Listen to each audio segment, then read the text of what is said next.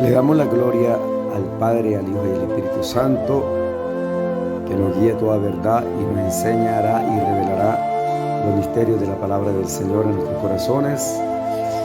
puesta en nuestros pensamientos, inscrita en la tabla de nuestros corazones. Filipenses capítulo 4, versículo 8 dice el subtítulo: en esto pensad. Por lo demás, hermanos, todo lo que es verdadero, todo lo honesto, todo lo justo, todo lo puro, todo lo amable, todo lo que es de buen nombre, si hay virtud alguna, si algo digno de alabanza, en esto pensad. Lo que aprendisteis y recibisteis y oísteis y visteis en mí, esto haced, y el Dios de paz estará con vosotros. Acerca de guardar la palabra, permanecer en ella, una vez que nosotros hemos aceptado a Jesucristo, debemos recordar que tenemos que guardar sus mandamientos, vivir lo que está escrito. Filipenses capítulo 11, Pablo y Timoteo, siervos de Jesucristo, de todos los santos en Cristo Jesús, están en Filipos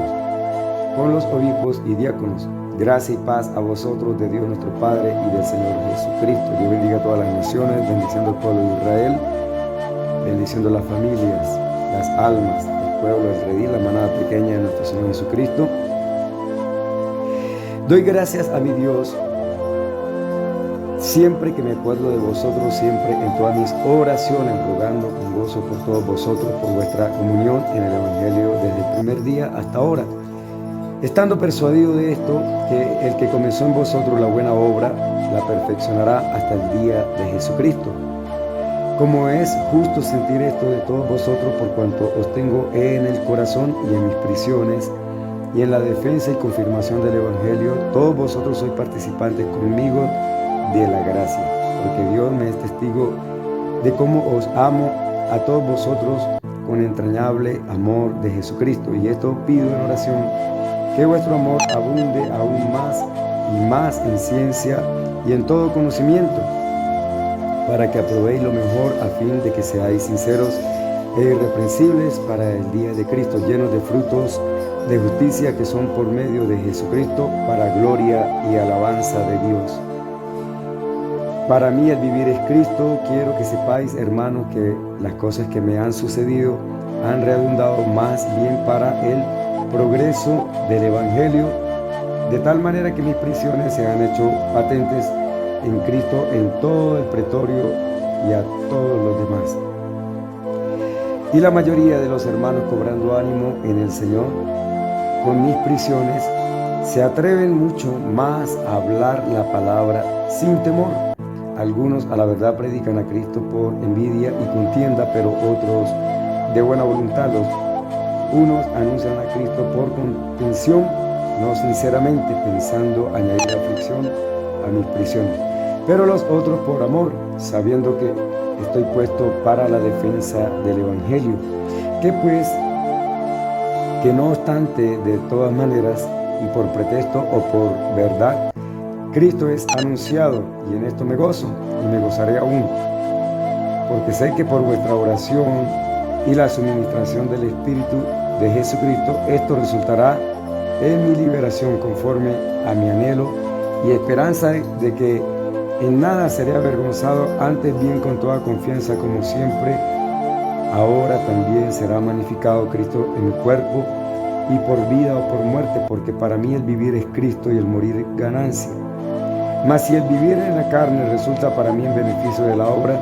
no sé entonces qué escoger, porque de ambas cosas estoy puesto en estrecho, teniendo el deseo de partir y estar con Cristo, lo cual es muchísimo mejor,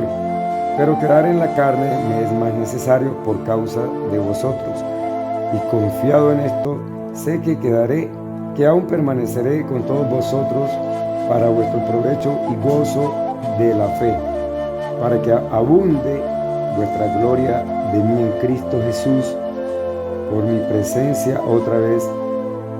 entre vosotros. Solamente que os comportéis como es digno del Evangelio de Cristo, para que, o sea que vaya a veros o que esté ausente, oiga de vosotros que estáis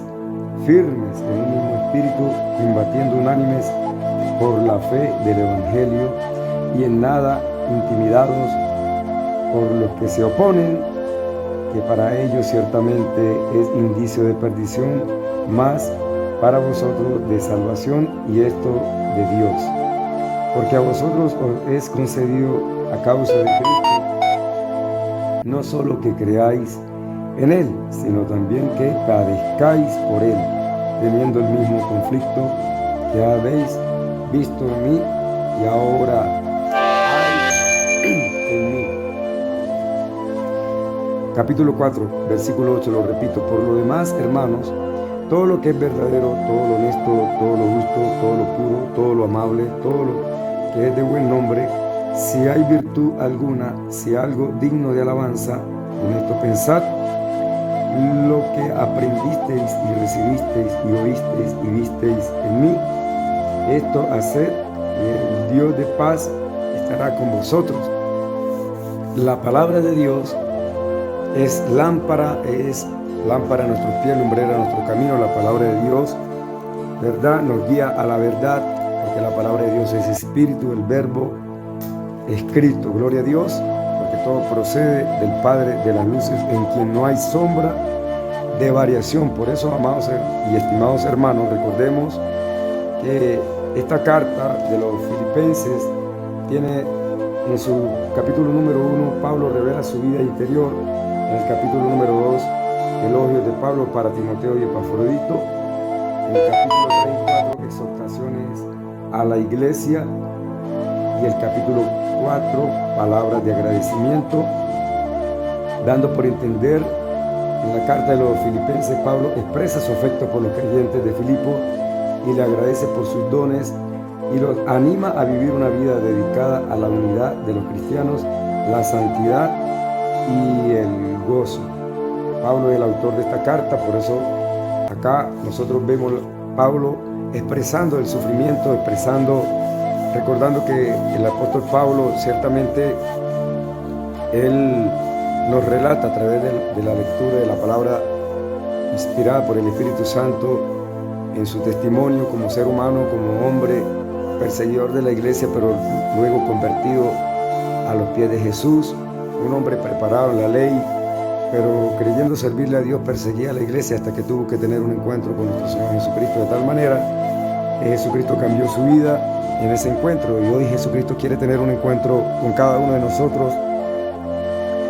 en el fundamento de lo que está escrito en la palabra de Dios. Pablo perseguido,